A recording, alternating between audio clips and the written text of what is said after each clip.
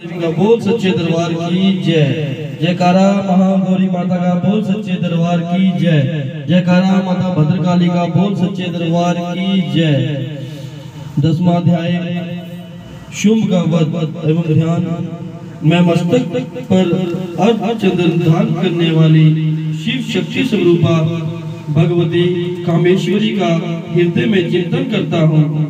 वे तपाए हुए स्वर्ण के समान सुंदर हैं। सूर्य, चंद्रमा और अग्नि यही तीन इनके नेत्र हैं तथा वे अपने मनोहर हाथों में धनुष, बाण, अंकुश, पाश और शूल धारण किए हुए हैं। ऋषि कहते हैं, राजन, अपने प्राणों के समान प्यारे भाई निशुंभ को मारा गया देख सारी सेना का संहार होता जान शुंभ ने कुपित होकर कहा, दुर्गे, तू बल के अभिमान में आकर झूठ मूठ का घमंड न दिखा। तू बड़ी मननी बनी हुई है किंतु दूसरी स्त्रियों का बल का सहारा लेकर लड़ती है।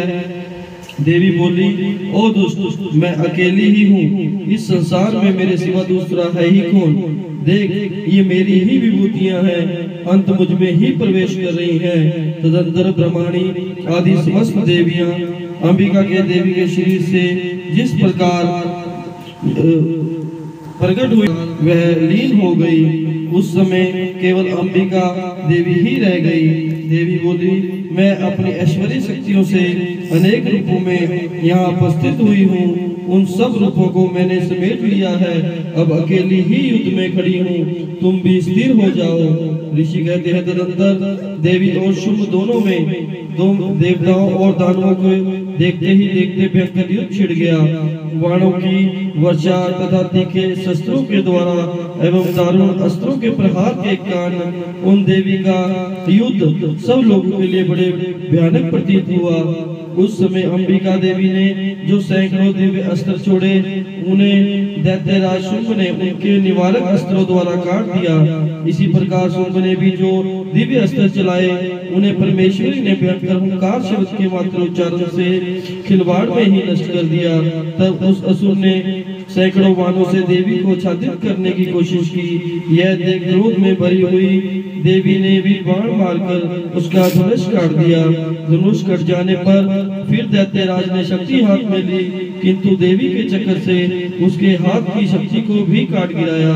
तत्पश्चात देवी के दैत्यों के स्वामी शुंभ ने 100 चांद वाली चमकती हुई ढाल और तलवार हाथ में ले उस समय देवी पर धावा किया। उसके आते ही चंडिका ने अपने धनुष से छोड़े हुए तीखे बाणों द्वारा उसकी सूर्य किरणों के समान उज्जवल ढाल और तलवार को तुरंत काट दिया। फिर उस दैत्य के घोड़े और सारथी मारे गए। धनुष तो पहले ही कट चुका था। अब उसने अंबिका को मारने के लिए उद्धत हो भयंकर मुद्र हाथ में ले लिया। उसे आते देख देवी ने अपने तीक्ष्ण बाणों से उसका मुद्गर भी काट दिया। तत्पर भी वह असुर मुक्का तानकर बड़े वेग से देवी की ओर झपटा। उस दैत्यराज ने देवी की छाती में मुक्का मारने की कोशिश की। तब उन देवी ने भी उसकी छाती में एक चांटा जड़ दिया। देवी का थप्पड़ खाकर दैत्यराज शुंभ पृथ्वी पर गिर गया, किंतु सहसा पूर्वक उठकर खड़ा हो गया। फिर वह उछला और देवी को आकाश में ले जाकर लड़ने लगा। तब चंडिका बिना किसी आधार के आकाश में शुंभ के साथ युद्ध करने लगी। उस समय दैत्य और चंडिका का आकाश में एक दूसरे से लड़ते हुए उनका यह युद्ध पहले और सिद्ध मुनियों और ऋषियों को विषय में डालने वाला हुआ। फिर अंबिका ने शुंभ के हाथ बहुत देर तक युद्ध करने के पश्चात उसे उठाकर घुमाया और पृथ्वी पर पटक दिया। पटके जाने पर पृथ्वी पे आने के बाद वह दुष्ट आत्मा दैत्य पुण्य चंडिका का वध करने के लिए उनकी ओर दौड़ा और तब समस्त दैत्यों के राजा शुंभ को अपनी ओर आते देख देवी ने त्रिशूल से उसकी छाती छेद कर उसे पृथ्वी पर गिरा दिया।